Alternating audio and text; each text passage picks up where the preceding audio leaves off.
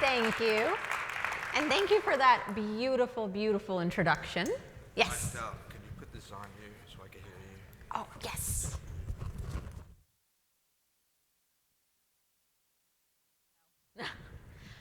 Well, again, thank you for that beautiful introduction. My name is Anabel DFlux. I am a professional photographer and Sigma ambassador. Always very difficult when I'm asked what it is that I shoot because I say pets and rock stars because that makes sense in my head. I don't know if it makes sense in your head, but it makes sense in mine.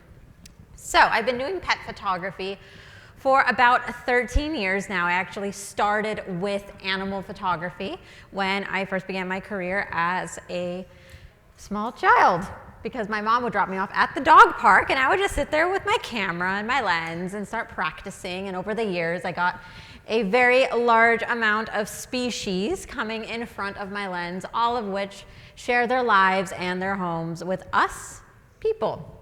So to just flick through a few photos to show that I've held the camera once or twice, so I feel like I can actually stand up here and talk to you about it. As I mentioned, there have been a variety of species in front of my lens, and my pet photography actually also progressed into being used for animal conservation and nonprofit facilities to kind of educate the public on the wild animals that some of our pets come from. But to kind of dive into the meat of it, which I know everyone is here for, if you understand the two components of photography, which is the camera and the lens, it can really improve your pet photography tremendously, understanding, again, what these two components are responsible for. So looking at the camera aspect of it, the camera will impact the noise and low light, and although a lot of animal photography does tend to happen outdoors during the daytime in beautiful weather, sometimes you might find yourself in a situation where everything is a little bit dimmer. Maybe you're shooting in the rain, maybe you're shooting in a studio, maybe you're shooting animals in someone's home, a familiar, comfortable environment. In which case, seeing how much noise your camera is able to, or hopefully does not bring out at higher ISO levels, becomes very impactful in your work. The next is the frames per second, which is essentially how fast that camera can shoot when you push down on that shutter and keep it pushed down. And the frames per second becomes very, very important in animal photography because, as we can all imagine, most animals don't sit very still.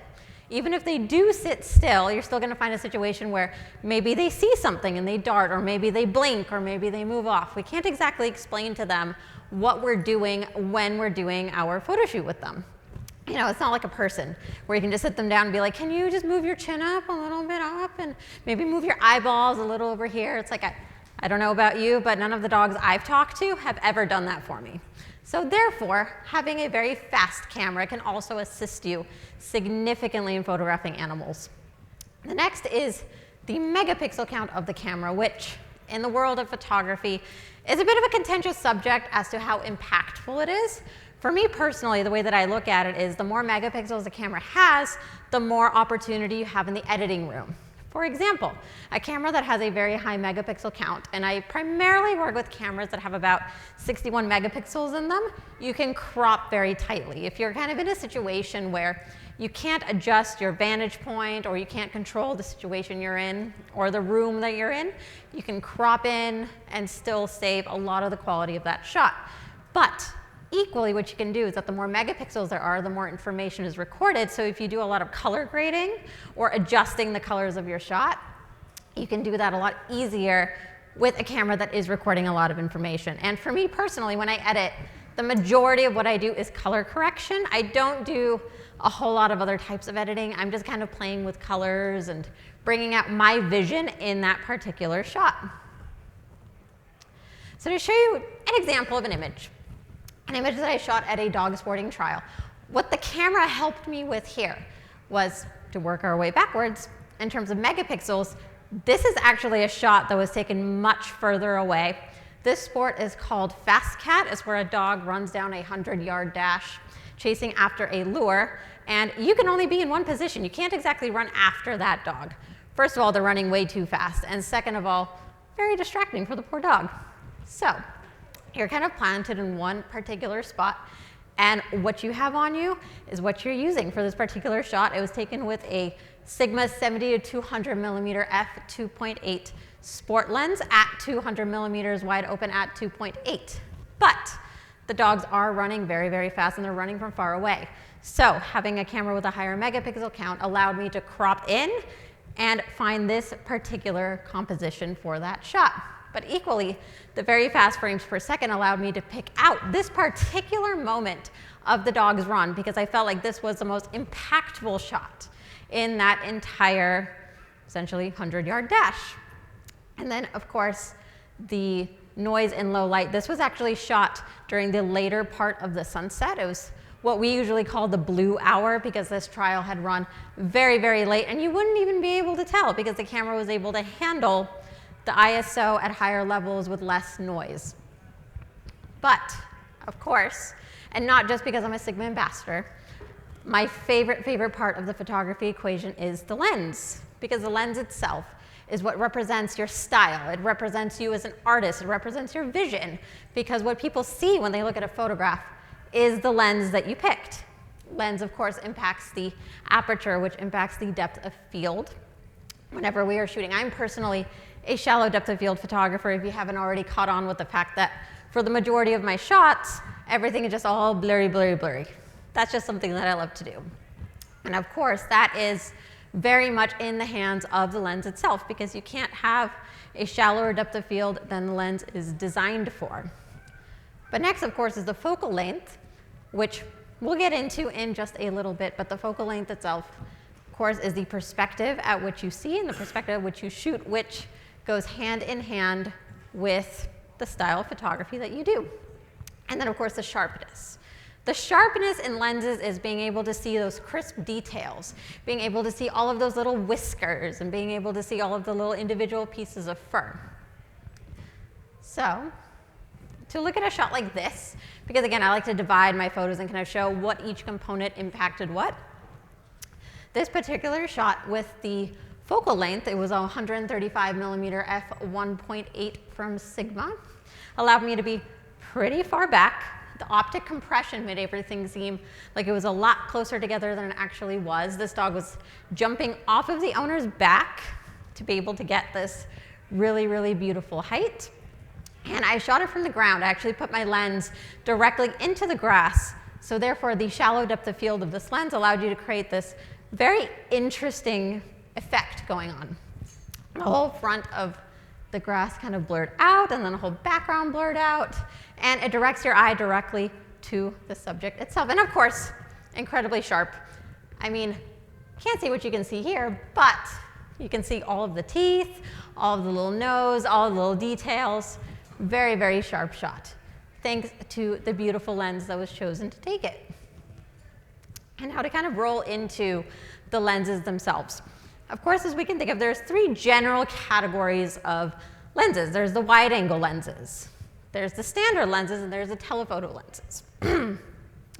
All of these have a beautiful role in pet photography, and I love to start with the wide-angle lens because wide-angle lenses are not as frequently used in pet photography. The reason they're not as frequently used in pet photography is because they have optic distortion. Now, what optic distortion is because the wide-angle lens has a glass that is curved, everything kind of has a teeny bit of a fishbowl effect, which means that whatever subject is closest to the glass will appear a lot larger, which not all pet owners particularly like that. Some do, but not everyone does. However, I love to use wide-angle lenses when I'm photographing animals that are in this position of their life that we call the puppy uglies. I mean, granted, no puppy is ugly. Puppies are adorable. Puppies are great. But some animals, when they get into their little teenage phase, tend to be all legs and nothing else. That's why it's called the puppy uglies. Because pet owners kind of look at them, they're like, well, they look a little lanky, they've got these long legs, and nothing looks very proportionate yet. And of course, the reason for this is that the animal is still growing. So that's what happened to Mr. Phelan here, this beautiful dog, where we were doing this photo shoot with him, and the owner was like, well, you know, he's all legs right now. It's the puppy uglies. So I took a 24 millimeter lens, and I'm like, you know what? I'm going to try and remedy that and try to make him a little bit more proportionate.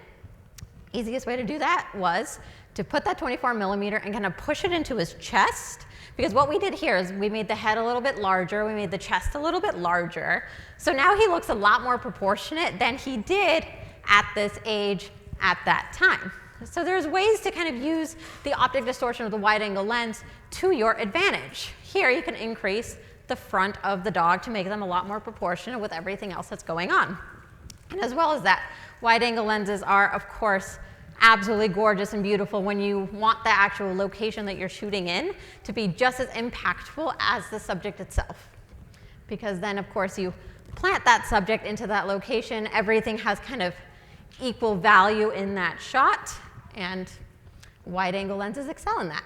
But of course, the most common lens, honestly, I think it's probably the most common type of lens in any sort of photography, which is the standard lenses. Standard lenses ranging from 35 millimeters to 70 millimeters. They're the closest to the human eye. They're the easiest to use because there's not any sort of subject distortion to account for. You just kind of slap it on and you start shooting. But what I also love about the standard lenses, especially the ones that don't zoom, this was taken with a 35 millimeter f1.2 DGDN from Sigma, which is exclusive for Sony and L-mount.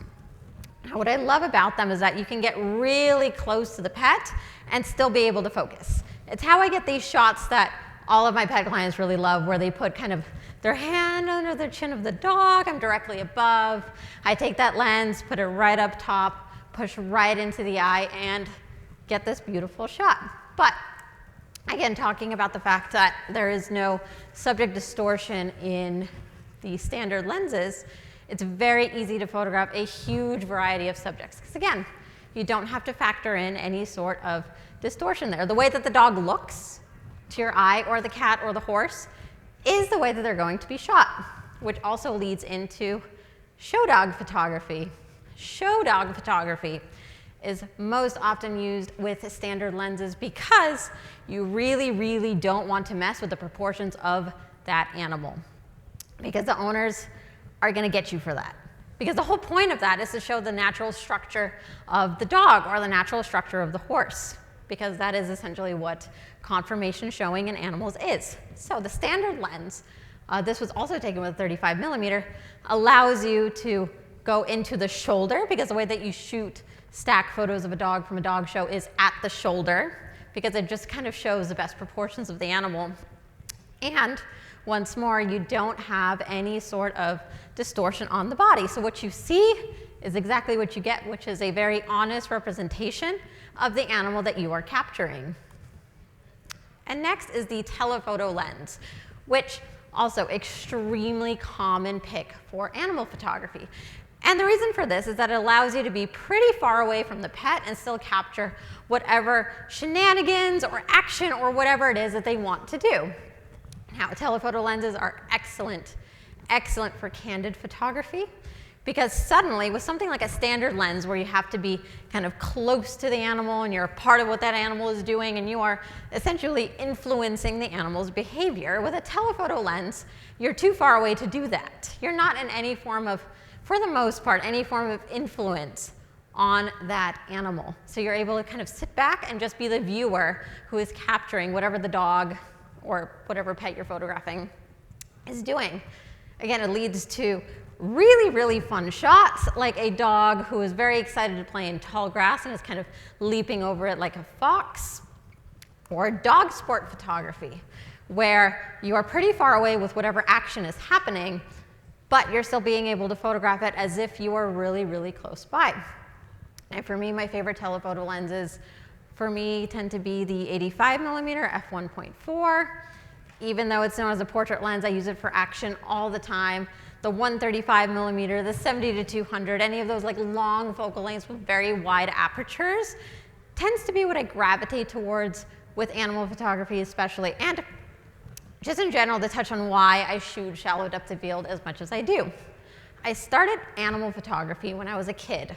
I was not old enough to drive, which meant that the locations that I was able to shoot in were extremely limited. I was kind of like, well, I have a backyard and I have a neighborhood and I don't have any real influence over where I'm shooting or anything of the sort. So I had to figure out a way to make locations that may not be that interesting, may not be that flattering, still look incredible in my pet photography, and shallow depth of field did that for me, because suddenly when you're using shallow depth of field, all you're looking for is texture, all you're looking for is color, because again, it is blurring away that background into something that is generally unrecognizable. It's also pushing that subject off of the background, which is giving a big illusion of space. So using shallow depth of field allows you to work with locations that maybe you didn't get to pick, or maybe they're not as nice in person as you thought they were, and just makes things a lot easier. And another thing about the lenses that you pick and the camera that you pick, any sort of gear that you're using, is to check how weather sealed it is, because working with animals will sometimes put you in inclement weather. For example, that same dog show where you saw the Dalmatian flying across, well, it started pouring and I was still out there with all of my gear, and lucky for me, the 70-200mm Sport was beautifully weather sealed, so I was still able to shoot in the rain. And as much as you would think that some pet owners would be like, nah, my dog doesn't look that great all wet, it still makes a very fascinating shot. So sales still went through the roof on a shoot like this, even though the weather kind of rained us out within an hour. Now, this sounds incredibly obvious. I know this list sounds incredibly obvious. I am sad to report it took me about a decade to start actually carrying all of this, even though it seems incredibly obvious. Now, knee pads. That was probably the thing that took me the longest to start actually using, despite everybody around me going, your knees aren't gonna look too good if you keep doing this. And I'm like, no, it's fine. Until my knees actually started hurting, because guess what? It's really not good for you to put all of your weight on your knees for 12 hours a day, because I really pushed my photography business at dog shows, which meant that, again, I was on my knees for hours and hours and hours, and I had no support for them whatsoever. And when you're a teenager, you don't think about that, and it's when you're older that you really do start to think about that. So, knee pads. Or if you don't have knee pads, you can roll up a jacket or something, just put something on your knees. And the reason you want to put them, essentially have knee pads and all that stuff, is because you're going to be shooting animals primarily on your knees. Shooting animals from up here, our actual eye vantage point, not very attractive for a lot of species. And the reason for this is that they're very small.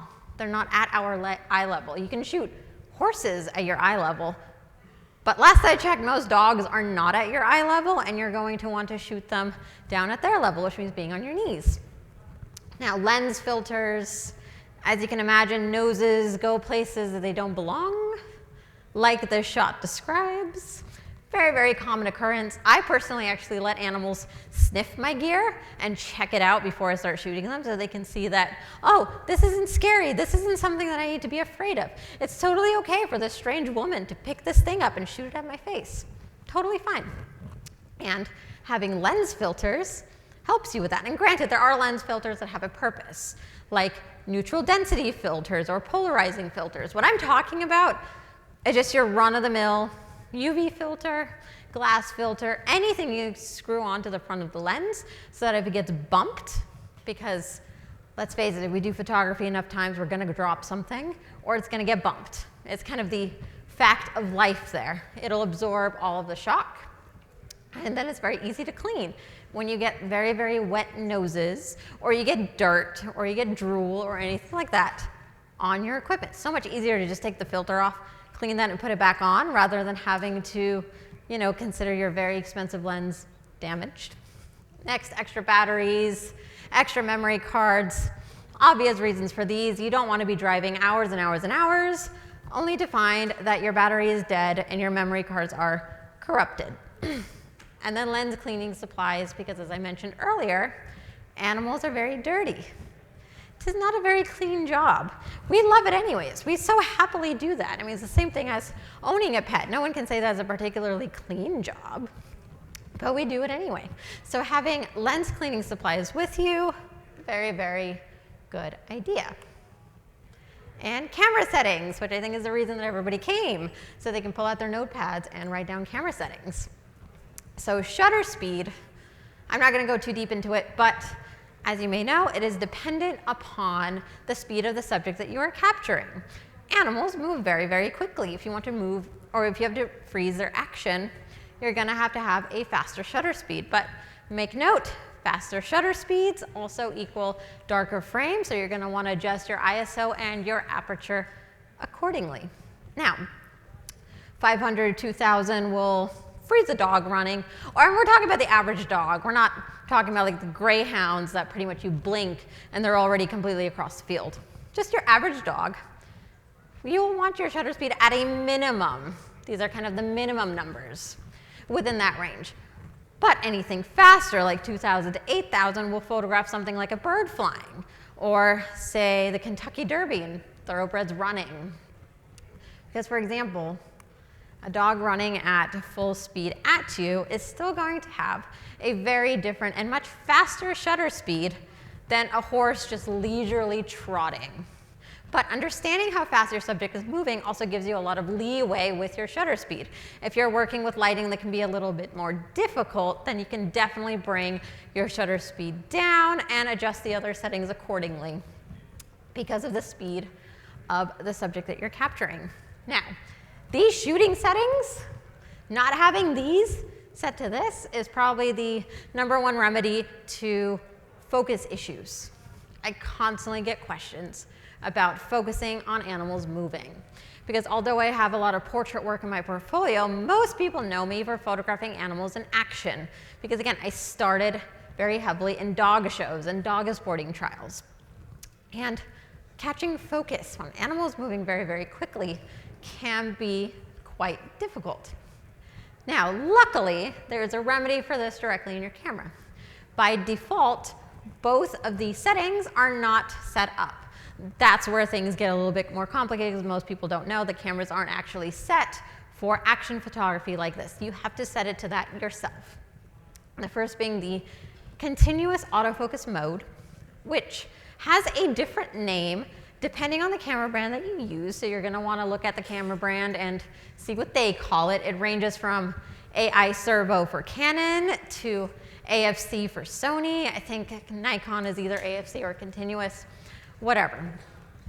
In either case, what the setting is that it locks focus on your subject as the subject is moving and continues to hold that focus throughout the duration of movement. That is how you're able to capture those shots of, say, the dog's running down a 100-yard track, or the dog's going over jumps in front of you, or just the puppy leaping in the air. Because again, you lock on that focus on that animal and it's going to follow it as long as your camera or your panning movements actually follow the animal that you're capturing. Now, cameras are not incredibly intelligent. That is the reason that someone who's operating the camera is the one that has the brain to tell it what to do. So you might lose focus throughout the duration of movement. It is not a perfect science. However, it'll mitigate a lot of the focusing issues because by default, cameras are set to one shot, which when animals are moving, you're taking more than one shot, so continuous autofocus is the way to go. There is a hybrid mode in some cameras that it's supposed to switch between continuous autofocus mode and a one shot. Don't necessarily suggest it because the camera can't always pick up what that animal is doing when the animal is going to be doing it. So for me personally, any camera that I get, I just leave it on continuous autofocus mode and forget about it for the duration of the camera's life.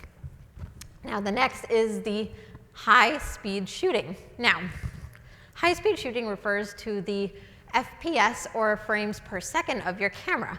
It's when you buy a camera and you can see that it shoots 14 frames per second or some awesome number like that, and then you pick up the camera, charge the battery, and you start using it and you realize that it's just taking a shot and then pausing, taking a shot, pausing. And again, the reason for this is because it's not actually turned on to high-speed shooting by default. It's still turned on to single shooting, which is the one shot and the pause. Now you're going to want to go into your settings, set it to high-speed shooting, high speed. Every camera has a different name for it, but basically, as long as you press your finger down on the shutter, it's going to continue taking shots until it reaches its number that it has to buffer from. Most cameras is something like 60 frames, and then it buffers a little bit and you do it again. Now, these two settings together equal the most brilliant combination for animal photography, because you're able to photograph two dogs playing and then picking out this awesome shot that everyone goes, oh gosh, when they see. And the reason for this is the autofocus locked onto those two dogs as they were playing throughout the whole duration of movement. The high-speed frames per second were photographing pretty much every little increment of movement.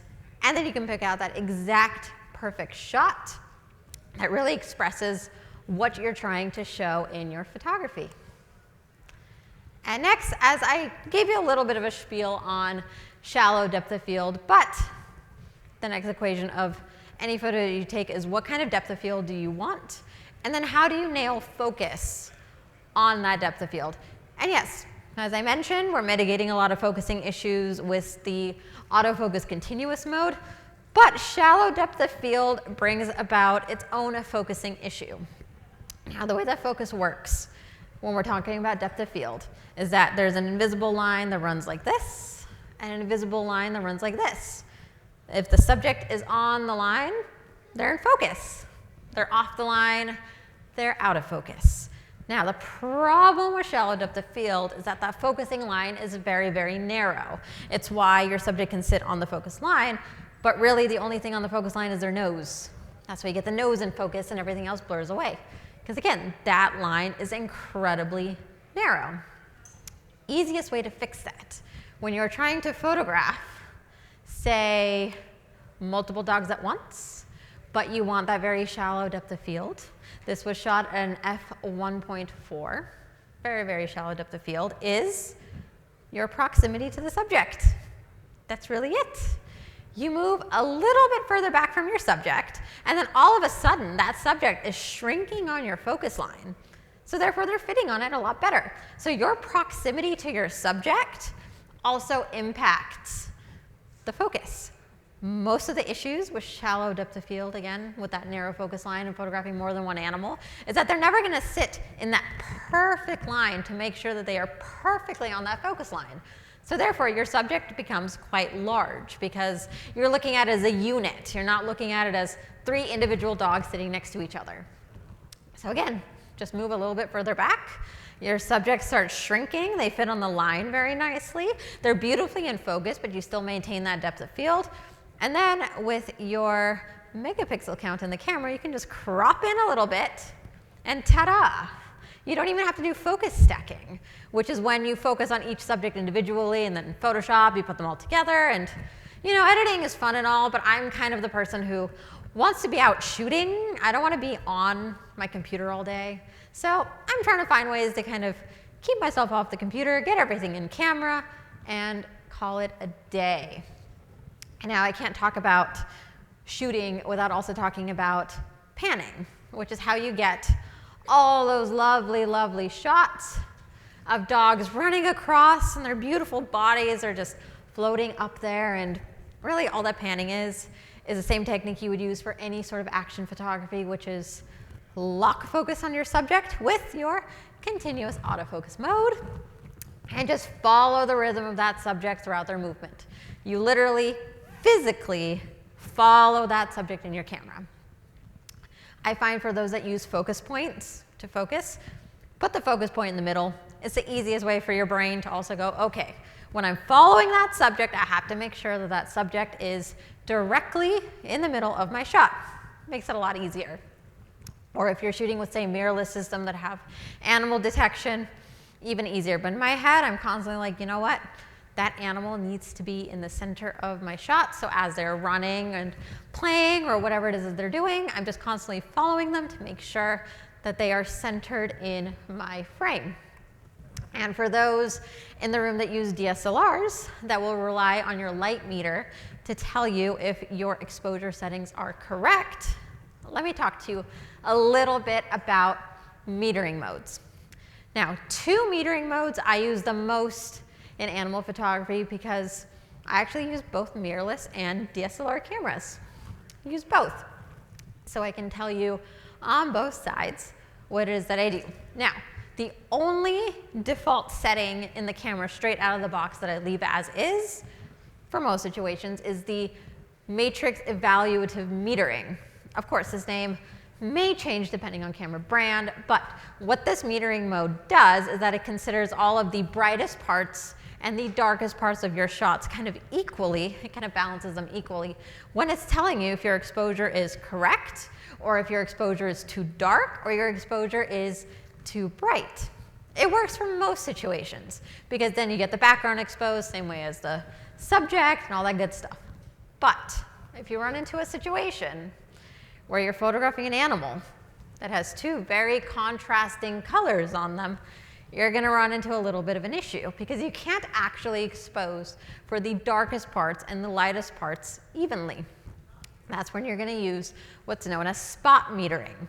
It looks very much like, capturing focus. You press down on your shutter halfway, but in the process of capturing focus on that subject, you're also metering directly off of that particular spot. When I'm photographing an animal that is highly contrasted in their color, like this horse, or say a border collie or an animal like that, I am trying to focus off of the primary color on the face. The reason I'm focusing off of or metering off of the primary color on the face is because psychologically, the first thing that we do when we look at the photos, we're looking at the eyes. We're trying to immediately narrow in on the eyes because then we start to empathize with our subject. We start trying to understand what the subject's facial expression is, and we're relating to that subject. And almost all of that happens from the eyes. So therefore, you want to make sure that anything around the eyes and the eyes themselves are exposed properly. So when I'm doing spot metering on an animal that has two different colors on them, I usually base it off of what the primary color around the eyes are to make sure that you are, of course, exposing that correctly, because that's the first thing people are going to look at when they look at your photos. But on an editing front, generally speaking, it is easier to save your shadows than it is to save your highlights, because your highlights, if they're overexposed, are quite literally burned away. There is no detail there. It's just white. Shadows can hide a lot of details in there that you may not see. So in the editing room, much easier to save your shadows than it is your highlights. So say, for example, on a horse like this, I'm exposing pretty exclusively for the white because I know I'm not going to be able to save the details on that horse's face, but I will be able to save the details in, say, the brown parts of the horse because it's a lot darker. You just bring up that shadow slider and that's it. Which leads into portrait tricks that work for all animals, not just dogs. Dogs are just a very good example of it. With the first being, a tired dog is a good dog. Animals that are tired make great portrait subjects because they are too tired to protest. They are too tired to argue with you. And yes, animals do argue with you. I was like, anyone here who has been a pet owner, I see lots of heads nodding. They will absolutely argue with you. But think of it this way, if they're too tired, they would be more inclined to do what you want than to sit there and argue with you. So therefore, when I photograph animals I do not know, I usually do a little phone call consultation with the owner, and I tell them I'm coming at 2 o'clock. So at 1 o'clock, you better start playing with your dog. So that by the time I come, not only am I not the most exciting thing in the world there anymore, but I am also coming into a situation where the animal is going to be too tired to protest, probably going to sit for me, and I can get those beautiful portrait shots. And as well as that, getting those ears up, another very, very big thing in animal photography. And the reason for that is that animal photography doesn't actually show context. Photography as a whole, unless you have a series, the individual photo won't show context. What I mean by this is, as pet owners, and I have a dog, so it's the easiest example for me to bring up as a dog, is that you have a puppy, you have a dog, and dogs, when they smile, or the doggy version of smiling, is they will put their ears back. Now, traditionally, when you look at an animal that has their ears back, it's like, oh, this animal's uncomfortable, this animal is agitated, it's not a good look for this animal. But as a pet owner, you know that if the tail is wagging, but the ears are back, the dog is smiling at you, the dog is stoked to see you. But when you capture that in a photo, It doesn't always come off that way, especially with people who may not have pets, where they look at it and they're like, oh God, this dog's ears are back. Like the photographer is scaring the dog, the photo's not gonna be great. So therefore, you wanna make sure that you get those ears nice and perky and very alert, looking at the camera in a very alert way. Easiest way to do that is with noises, is with treats, is with toys. I personally gravitate towards noises because when you have treats or you have a toy, sometimes the pet gets a little too overexcited. And instead of just giving you the ears, they're giving you their entire bodies too because they're lunging at you.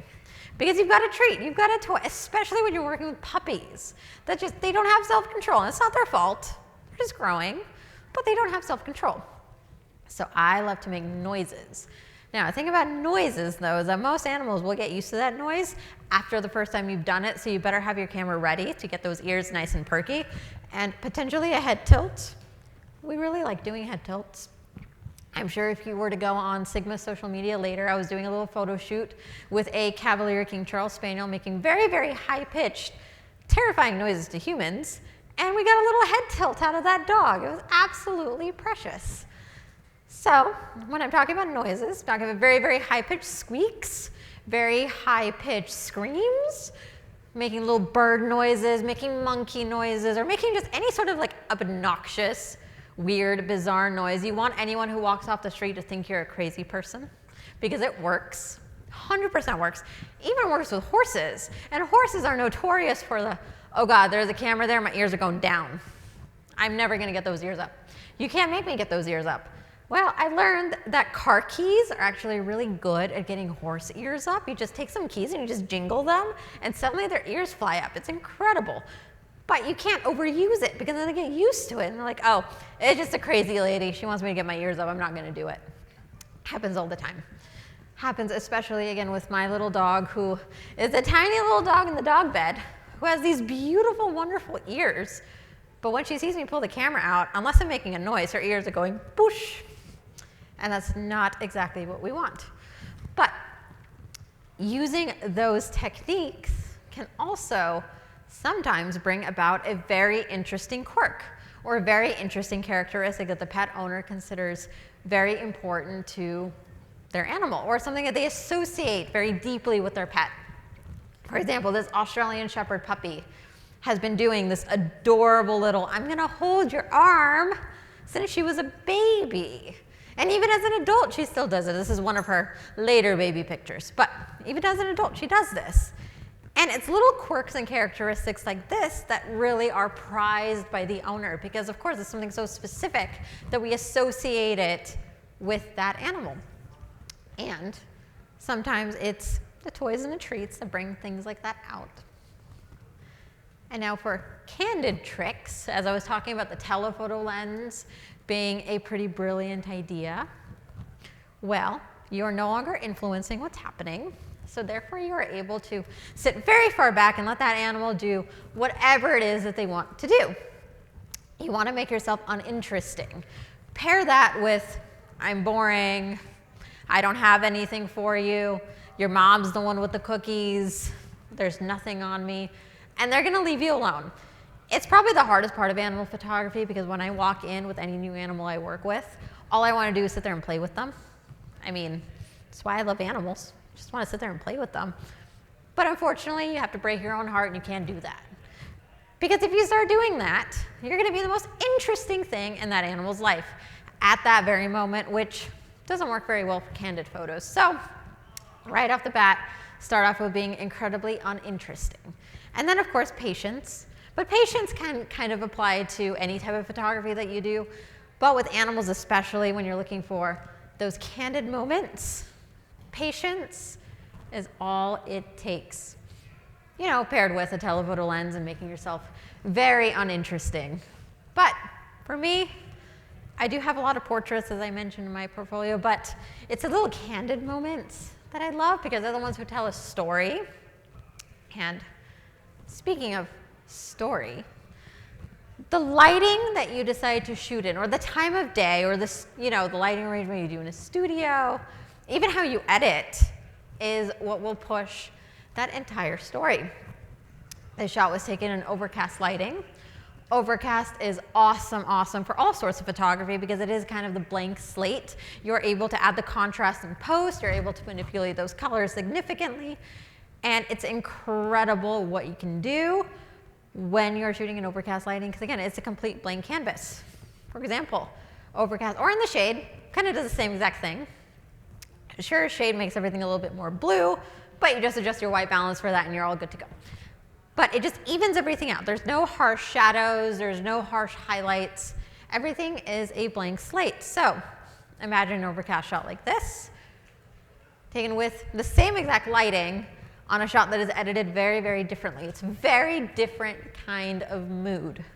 So all of these little decisions that you're making when you're doing photo shoots, whether it's the time of day that you're shooting in or the way that you're editing it, will push that story and will push that emotion when you are photographing animals.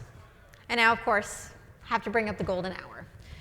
Because for me personally, I try to shoot animals during the golden hour as much as possible, which I think anyone who's doing portraits or any sort of outdoor photography is also going to be aiming for either the sunrise or the sunset. I try to aim for sunset, but you know, some animals get up really early, so sunrise it is. But for animal photography especially, the golden hour lighting has another impact, which, as I brought up earlier, there's a little bit of a psychology to photography, the way that we interpret photos, the way that we look at photos. And earlier I was talking about the psychology of make sure the eyes are well exposed, because the first thing that we look at in a photo is eyeballs. Well, what do we think of when we think of pets? We probably think of something warm and fuzzy. We probably think of that beautiful relationship we have with them. We probably think of vibrancy and energy and, you know, all the warm, fuzzy feelings. Well, guess what? Warm lighting brings that about in photos. It's something that we kind of naturally gravitate towards with animals because that's what we associate them with, especially the ones that live in our homes. So I find that images that tend to be a lot more bright, a lot more vibrant, have a lot of golds in them, have a lot of oranges, lots of yellows, is something that is very attractive for animal photography. It naturally gets people to kind of push towards it.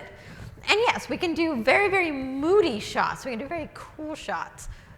But generally speaking, golden hour makes for great, great pet photography, something that's just so striking and people pay attention to it, and as well as the way that the camera can handle that type of lighting. So different from the way that a cell phone handles that type of lighting. And yes, I do not believe that a cell phone will ever take away the need for DSLRs and mirrorless systems, because the way that cell phones versus actual cameras handle light is so incredibly different. But speaking of lighting, sometimes you also have to be very, very quick and adaptable with the situations that you're presented with. Now, little itty bitty backstory on this.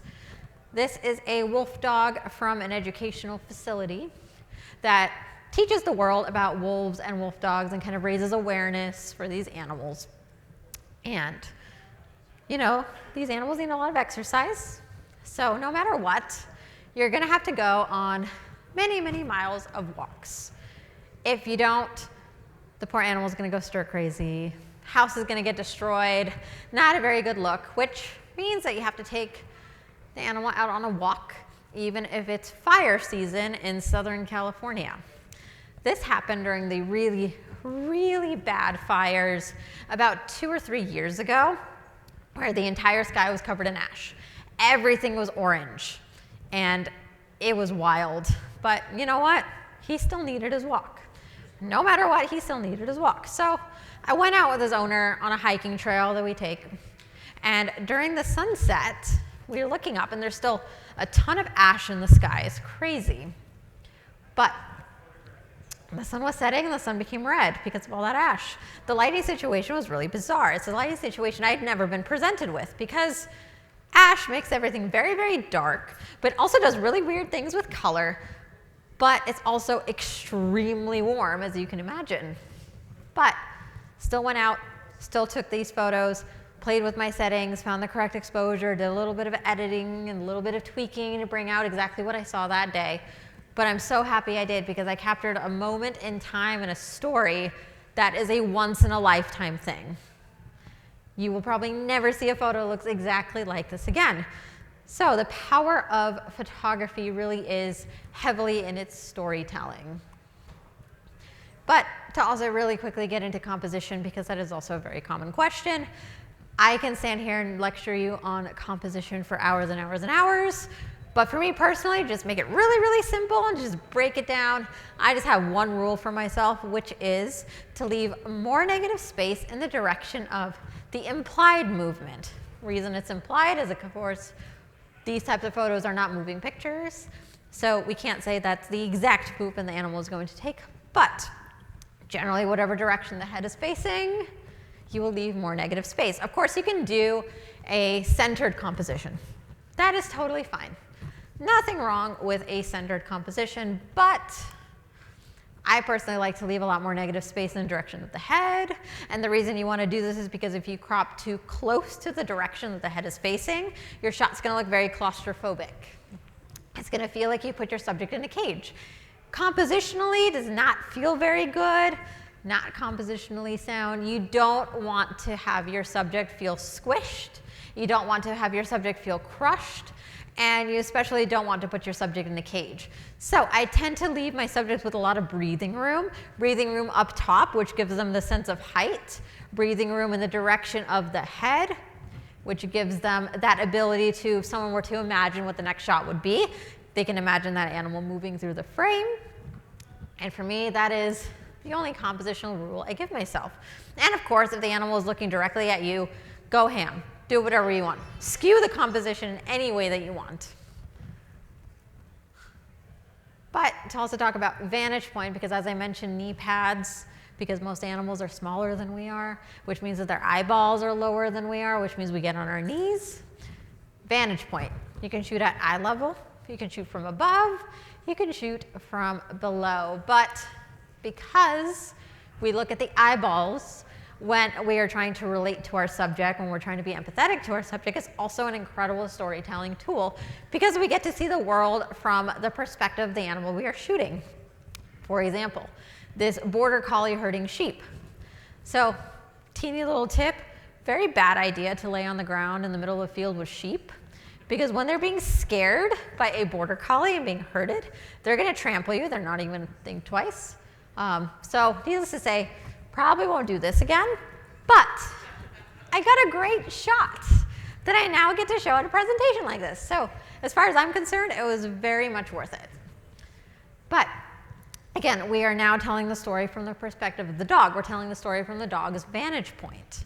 And the only way we can do that is by shooting at the dog's eye level. If you're using a telephoto lens, like a 150 to 600 millimeter lens from Sigma here, you can stand very, very far back, which makes it a lot easier for you to get into the eye level perspective of the dog, even if the dog is catching a frisbee in the ocean. Also, remember how I was talking about weather sealing? I got into the water for this shot. There were waves splashing at me and the lens was fine. It was absolutely fantastic.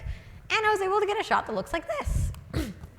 Same with, again, a puppy going through one of the tables I have in my house that had holiday decorations on it. Made a great shot. Shoot it from the dog's eye level, you're suddenly immersed in the dog's story. But shooting from above down, also a great vantage point. I find this to be the vantage point that a lot of pet owners really gravitate towards because it's something that they can very much relate to or something that reminds them of the great things about their pet, because oftentimes when you have a pet, they're probably at your feet and you're probably looking down at them. Capture that on camera and you are immortalizing that moment for the rest of the person's life. But shooting from down up can also be a lot of fun, as is my personal plug on my adorable little dog here, who loves to lay on the bed. And she's so used to me getting on the ground and shooting her from up down, or from down up, since she was little. And it just makes a really funny perspective. This is also a wide-angle lens, so here's another way you can use a wide-angle lens, which, of course, not as commonly seen in pet photography, but does make Very, very fun shots, especially because I love, for me personally, the distortion it does on my dog. I'm one of those pet owners who likes to do the silly photos. I don't do like the regal photos of my own dog. I do the regal photos of everybody else's dog, but I like my dog to look silly because I think she looks like a Dr. Seuss character.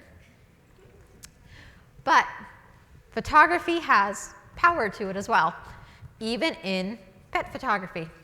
I don't think a lot of people think about the power of photography when you're photographing, say, pets. And we're talking about outside of immortalizing a moment for a pet owner or, bringing about something that they can remember for the rest of their lives.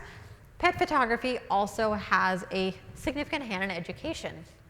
Pet photography can be used for animal shelters to help animals get adopted. And in the case of the photos like this, pet photography can also teach you about breeds that potentially need preservation. This is a dog known as a Hungarian Moody. It is a very, very rare breed out of Hungary. It is a dog that is very deeply tied into Hungarian history. And the reason the dog is rare and was very close to extinction is because of the warfare that unfortunately leads to the demise of a lot of dog breeds. Now, using photography, you can reach thousands and thousands of people all over the world to teach them about a breed that needs some preservation, needs some love. Actually, the American Kennel Club finally recognized that breed this year, even though they are hundreds and hundreds and hundreds of years old. So using photography to reach so many different people and tell them about rare breeds or animals that need adoption or, heartwarming stories or something educational is extremely, extremely impactful. Same way using animal photography for conservation efforts. These are foxes from a facility in Southern California. If you're ever in the San Diego area, you must visit this facility. It is owned by very good friends of mine, known as the Judith A. Bassett Canid Education and Conservation Center, which is a huge mouthful. So we just call it JABCEC, which is JABCECC.org. They are a facility that has ambassador animals and rescues to teach the public about conserving wild canid species. They have wolves, they have foxes, coyotes, all sorts of wild canids that you can go and you can touch them. And you can also photograph them. They have photography packages. But they are educating the world about the fact that these animals need conservation, that fur farms are a horrible practice, and that these animals are a very significant part of the ecosystem, and that they're not terrifying creatures, that they're animals that have emotions, that they're animals that you can touch and you can see. And using photography, we do a lot of photo shoots of people with them. You can show the world that it's not a big bad wolf. Speaking of wolves, not a big bad wolf. But finally, we do pet photography not just to capture the animals that we share our homes with, but to also capture our relationship with the animals that we share our home with. Because if you think about it, this is the strangest thing in the world. I mean, we have such a tight bond and such a tight relationship with an animal that doesn't even speak our language. It's completely different species. I mean, just sit down and think about it for a second. Like, how do we share our home with such a different species, and yet we know how to communicate with them, and they communicate back with us, and we love them more than anything else in this world. And capturing that bond and capturing that relationship really is what it's all about, because at the end of the day, we're trying to show that these creatures come into our homes and they become our family, and again, our devoted love to them is what we want to forever immortalize and monument in the photographs that we capture. I especially love sessions like these where it's their first dog ever in their lives, in both of their lives, and they treat this dog like a little baby, and it's just the best thing on the planet. But that is another part of the storytelling, and frankly, we do animal photography to make sure that we never forget what kind of a bond we have with those beautiful creatures, which is also made possible with just a little bit of creativity, so don't be afraid to think outside of the box. This was a horse whose name is Exposure. So, a double exposure is a pretty brilliant idea for a horse like that. But So is doing something really out of the box, like powder sessions with dogs. I literally take a bucket of powder. It's made out of pea starch, cornstarch, and food coloring. Dump it on the back of dog, and I make them go do something, and then it flies off and has these little powder clouds, and it really shows off the movement of that animal and just their incredible power, and so eye-catching. So don't be afraid to think outside of the box. Do something new, unique, interesting for your clients. Trust me, dog people are eating these sessions up. My mini sessions sell out in minutes for the powder sessions. So do something creative, think outside the box, and you'll create animal photos that will also differentiate you from all the other animal photographers out there. And thank you for listening to me yammer on and on and on about something that I love so, so much. Thank you so much.